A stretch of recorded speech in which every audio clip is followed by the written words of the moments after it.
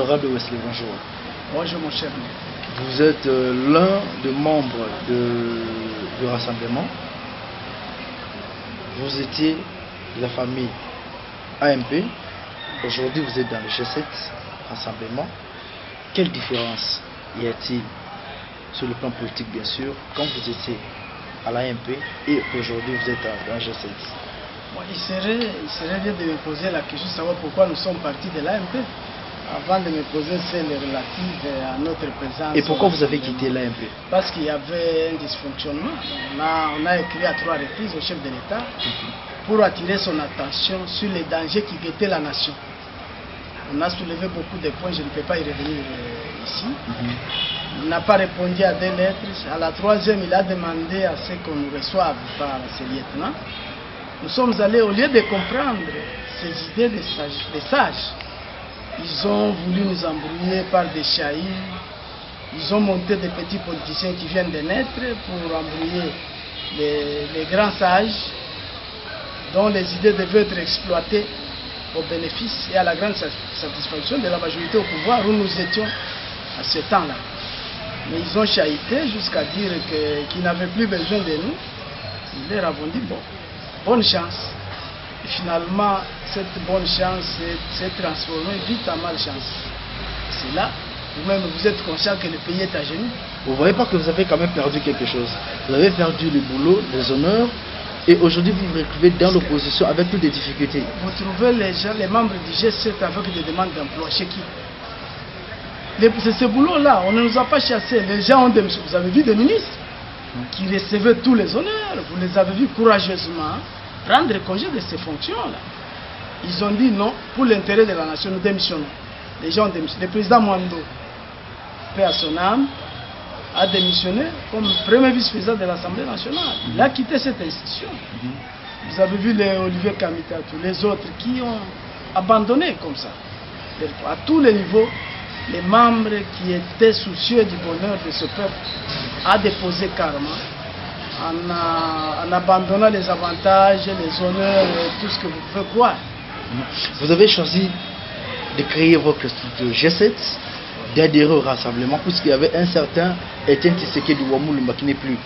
Dites-nous, vous regrettez quand même de cette décision-là aujourd'hui, qu'Etienne n'est plus? Non, on ne regrette rien. Par contre, ça nous a permis de nous mettre ensemble. Parce que l'opposition, la faiblesse de l'opposition était la division. Et cette fois-ci, les démons de division ont été chassés. Je crois qu'il y a des grands prophètes qui sont intervenus. Les démons de division ont été chassés. On s'est retrouvé à Genval. On a constitué les choses, le rassemblement. Et on est resté dur comme fer contre les pouvoirs, contre les antivaleurs. Et c'est là, nous sommes dans cette position-là, à l'heure qu'il est. Le président du comité des sages, Etienne Tshisekedi Wamulumba, qui n'est plus, le rapatriement de son corps cause un problème sérieux. Auparavant conditionné par un nouveau gouvernement, après la conférence de presse de membres de famille et membres de sa famille politique, ils ont jugé bon que ce corps pouvait rentrer, même s'il n'y avait pas de nouveau gouvernement. Moi j'estime que vous posez cette question à ceux qui disent qu'ils sont africains, il faut d'abord enterrer, et finalement il faut leur poser la question. Pourquoi les corps traînent là-bas? Ce sont eux qui doivent répondre. Parce qu'ils prennent la mort du président Tshisekedi comme un motif pour eux de retarder les choses. Il faut prendre des positions inappropriées pour que les gens résistent, pour que les jours passent, c'est ça. Parce que dans les temps, ils disaient non, il faut mettre le nouveau gouvernement au mois de mars. Ils nous tirent vers là. Mais ils ne doivent pas oublier que les élections auront lieu d'ici décembre. Parce que la CENI, ils nous bloquent nous. La CENI, qui devait conditionner la tenue des élections, est en train de travailler. Sans oublier que le ministre du budget l'a déjà dit, probablement qu'il n'y aura pas d'élection. Le ministre d'un gouvernement irresponsable, ce qu'il dit là ne peut pas nous impressionner. Nous. Il doit dire, nous ne sommes pas capables de mobiliser dans ce pays immensement riche. Nous ne sommes pas capables de mobiliser 1,8 milliard. Or, quand il parle là, je ne sais pas s'il habite ce pays ou il est ailleurs. La CENI ici reçoit régulièrement de l'argent, jusqu'à ce qu'on arrive à ce niveau ici. C'est-à-dire qu'il n'y a plus 1,8 milliard. Et les 1,8 milliard, c'est pour l'ensemble des scrutins, jusqu'au niveau local. Ok. Alors quand lui fait des racontars de ce genre-là, moi je crois qu'il doit avoir besoin de bons conseillers pour qu'il revoie ses calculs et il se rendra compte qu'il est à côté de ce qu'il dit là. Aujourd'hui, le corps du président Etienne Tshisekedi de Omulumba peut être rapatrié, ça quand même le nouveau gouvernement. Vous allez accepter que Badi Banga aille quand même à l'aéroport pour accueillir ces... Mais ce Badi Banga là, il est sorti de quel trou avant qu'il ne soit... Il se disait de l'IDPS, non? Et maintenant que jusqu'à ce n'était il est toujours de l'IDPS. Non, il dit qu'il est allé au nom de l'IDPS à ce qu'ils ont appelé dialogue là. C'était quand même un dialogue. Non. Et maintenant que l'IDPS officiel est à la table de négociation, et Badi Banga devait fuir de lui-même pour dire qu'il a usurpé le pouvoir de l'IDPS sans en avoir mandat. Vous voyez. Alors, celui qui n'a pas eu mandat, celui qui a volé les mandats de l'IDPS, et l'IDPS les récupère, peut-il aller enterrer le président de l'IDPS? Moi, je crois que c'est insensé. On doit vite comprendre que ça ne doit pas se passer de cette façon-là. Et même s'il était question que le président Tshisekedi vienne avant la nomination du Premier ministre, ce n'est pas Sami, c'est pas Sami Badi Banga. C'est le président Kabila peut-être qui tire sa légitimité désormais après le 19. Sa légitimité, il la puisera de l'accord de la CENCO. Parce que cet accord le laisse en poste jusqu'en décembre 2000, jusqu'à l'organisation des élections. Vous voyez? Alors, moi je crois que le président Kabila a des services qui peuvent organiser les obsèques du président Etienne Tshisekedi. Alors, dites-nous, aujourd'hui, vous réclamez le nouveau gouvernement et votre candidat, Premier ministre, c'est bien Félix Tshisekedi, comme vous l'avez dit. Oui. Si la terre comme au ciel, c'est lui, c'est Félix. Voilà, nous l'avons suivi même dans vos déclarations, votre conférence de presse. Mais il y a quand même une tête, une grande personnalité du rassemblement, à la personne de M. Raphaël Katebe Katoto, qui dit non à Félix Tshisekedi, puisque lui-même se prétend candidat. Vous ne voyez pas qu'il y a une confusion au niveau du rassemblement aujourd'hui? Je crois que le président Katebe, c'est un démocrate. Les démocrates, en démocratie, c'est la voix de la majorité qui compte. Le président Katebe devait venir à Kinshasa et observer la discipline du groupe. Et au sein du groupe, il devait se rendre compte si sa candidature est retenue ou non. Parce qu'il ne peut pas être à Bruxelles et s'autoproclamer là-bas, là, ce n'est pas démocratique. Il doit venir ici et démocratiquement, tous les rassemblements à jeter son dévolu sur Félix. Félix en tant qu'acteur politique, pas en tant que fils de Tshisekedi. C'est ça. Félix, c'est un acteur politique important. C'est d'ailleurs lui le chef de la délégation du rassemblement au dialogue de la CENCO. Alors, lorsque le rassemblement le désigne, si sur 100, une seule voix dit non, ce n'est pas ça. Est-ce que vous croyez que ça va avoir son pesant d'or? Moi, je ne crois pas. Le président Katebe, bien que les ambitions lui sont autorisées, il devait observer la discipline du groupe. C'est tout ce que je peux dire là. Alors, il y a un autre problème aujourd'hui avec la nomination du Premier ministre. C'est clair quand même, il faut une certaine discrétion au niveau de la présidence de la République. Bon, pourquoi aujourd'hui l'UDPS ou les rassemblements, c'est ça, incapable de proposer quoi quatre noms président de la République? Ces gens qui rêvent chaque matin de la constitutionnalité, la constitution dit que c'est le pouvoir discrétionnaire. Mais cette constitution dit que le mandat du président Kabila est fini le 19 décembre. Mais c'est vous qui l'avez encore remis les données de béquille pour qu'il reste là? Est-ce qu'on ça? Maintenant, nous sommes au niveau d'un arrangement politique. Ok. C'est un compromis politique. Et ils ne peuvent pas amener ceux qui peuvent le couler au sein de ce compromis politique. La Constitution dit que le mandat est fini le 19 décembre. Mais il y a un compromis politique. Ce compromis dit que le rassemblement donne le candidat Premier ministre au président Kabila qui doit le nommer. Vous voyez?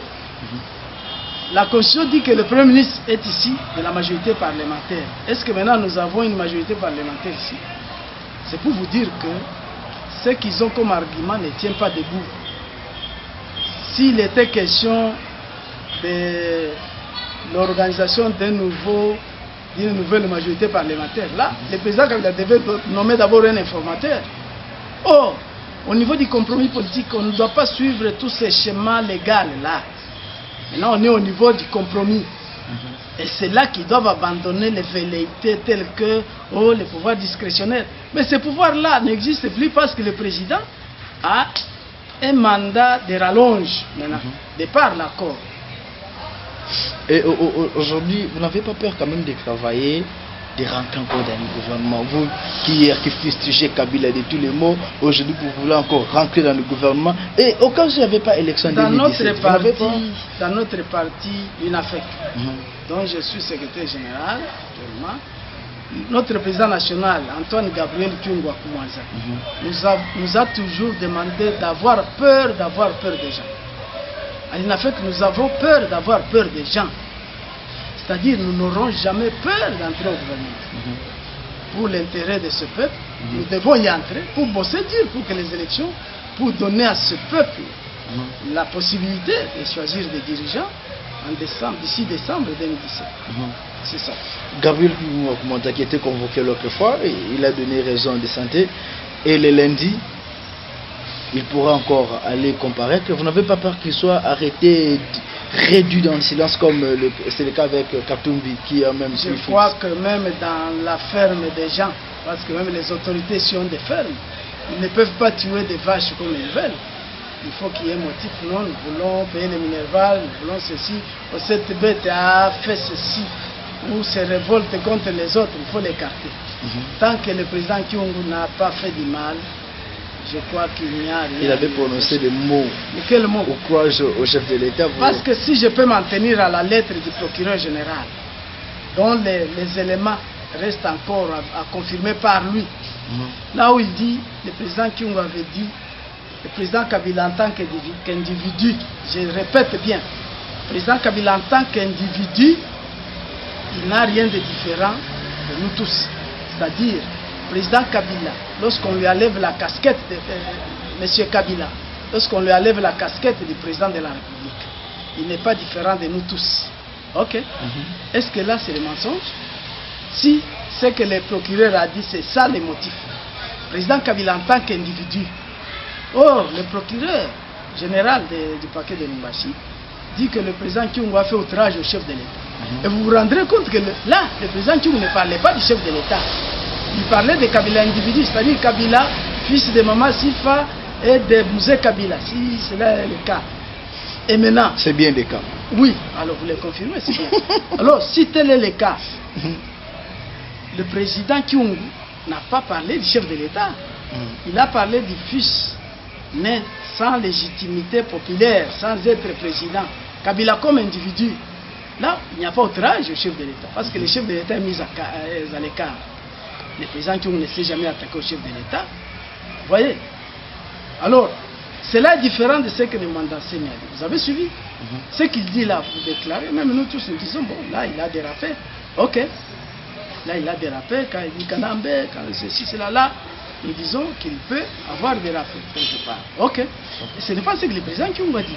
Le président Kyungu a fait une comparaison entre Kabila individu et les communs des mortels que nous sommes, où il n'y a pas de différence. Cette comparaison-là ne signifie pas outrage au chef de l'État. Il faut que les uns et les autres me comprennent une fois pour toutes. Ok. Vous pouvez avoir des conflits parcellaires avec le président Kyungu, mais ne traînez pas ces conflits-là dans la gestion du pouvoir. Ceux qui veulent continuer à manger des beignets auprès du président Kabila doivent les bouffer calmement, au lieu d'accuser faussement les personnalités. Et aujourd'hui... C'est un acharnement. Hein. Là, on veut réduire au silence l'opposition. C'est tout simplement ça. Et surtout au Katanga, puisque vous... Mais les Katanga, c'est le fief du président de la République. Quand Dieu a créé le monde, il nous a confié, nous les Katanga. Moi, je suis Katangais, comme le président Kyungu. Il a dit que nous devenons Katangais. Et c'est sans débat. Vous voyez, chez Dieu, il n'y a pas de démocratie. Il a décidé que nous soyons Katangais, nous le sommes. Ok. Alors, il ne faut pas nous poursuivre, nous condamner parce que Katangais. Là, nous disons, nous nous inscrivons en faux contre ça. Cette attitude de voir les choses. Sans communauté des sages aujourd'hui, sans son président du comité des sages, Etienne Tshisekedi n'est plus, Quel avenir pour le rassemblement? Est-ce qu'on vous a dit que la mort du président Tshisekedi, notre regretté, il était notre comme l'emblème, sans oublier. Effectivement. Est-ce qu'il est dit que la mort signifie l'apocalypse du rassemblement? Loin de là. Il y a des grandes figures dans les rassemblements qui peuvent continuer la lutte. Et la seule façon d'honorer la mémoire de Tshisekedi, c'est de continuer la lutte. Et il y a des grandes personnalités avec lesquelles on peut continuer la lutte. Voyez. Vous pensez que ça ira sans Etienne Tshisekedi? Vous serez toujours fort, capable de dégainer encore la foule? Nous serons très forts. En commençant par l'IDPS, en finissant par les rassemblements, nous serons très forts. Nous avons des groupes, des grands formats, des gros calibres qui peuvent faire évoluer les rassemblements. Avez-vous une proposition qui peut remplacer Etienne À Tshisekedi ce niveau, au niveau mon de cher ami, l'IDPS? j'ai les larmes aux yeux, je ne peux pas me mettre à proposer des candidats aujourd'hui. Nous sommes tenus à la discipline du groupe. Nous avons notre hiérarchie. Ils vont se réunir à ce niveau-là. Ils vont nous désigner celui qui va nous conduire. Moïse n'a pas fait arriver les enfants d'Israël à la terre promise. C'est Josué. Et ici, les Josué, il y en a plusieurs qui peuvent faire arriver les rassemblements à la terre promise. Alors, c'est pourquoi les rapatriements du corps? Là, je ne vous répondrai pas. Je vous enverrai au niveau de la famille, qui devra harmoniser avec le gouvernement. J'ai vu Kimbuta qui les convoque pour lundi à 15 h pour chercher, traiter de la question de là où nous devons, avec honneur, enterrer. Vous voyez ce qui m'a... J'ai tiqué un peu sur certaines histoires. Tout le monde, de la majorité comme de l'opposition, a reconnu les mérites de Tshisekedi. Tout le monde, en commençant par les chefs de l'État, tout le monde a apprécié le travail de Tshisekedi. Tout le monde a compris que Tshisekedi, c'est un grand homme. C'est qu'il y avait l'hypocrisie. Tout le monde faisait semblant de ne pas reconnaître Tshisekedi. Maintenant que tout le monde l'a reconnu, moi je ne vois pas pourquoi on ne peut pas nous laisser enterrer avec honneur. Ils pourront peut-être nous dire que le budget ne permet pas ce qu'on construise les mausolées. Tshisekedi, il y a beaucoup de gens qui l'aiment. Tshisekedi, il y a beaucoup d'adeptes. Le gouvernement peut disposer de moyens à la hauteur de ce qu'il peut. Mais les amis de Tshisekedi, la famille politique, peut s'organiser pour lui construire un mausolée. Il ne faut pas qu'il y ait des débats là-dessus. Qu'on nous donne, parce qu'on lotit notre terre congolaise, même aux expatriés. Vous voyez, les expatriés accèdent en plein centre-ville ici à des lotissements. Pourquoi ne pas lotir pour notre président du Rassemblement? Et donc, tout le monde reconnaît les mérites. Votre mot de la fin par rapport à ce moment? Le mot de la fin, c'est demander à tout le monde d'être serein. Et j'adresserai cette demande aux frères et sœurs du Katanga, qui doivent accompagner le président qui doit répondre à l'invitation, parce que sa cause est juste, notre cause est juste. Nous demandons au rassemblement d'être soudés, plus soudés qu'avant. Il faut cimenter nos liens qui nous ont toujours caractérisés, en évitant la distraction, parce que c'est de cette façon, et uniquement de celle-là, que nous allons arriver à la victoire finale. C'est ça mon mot de la fin. Merci beaucoup. Je vous en prie.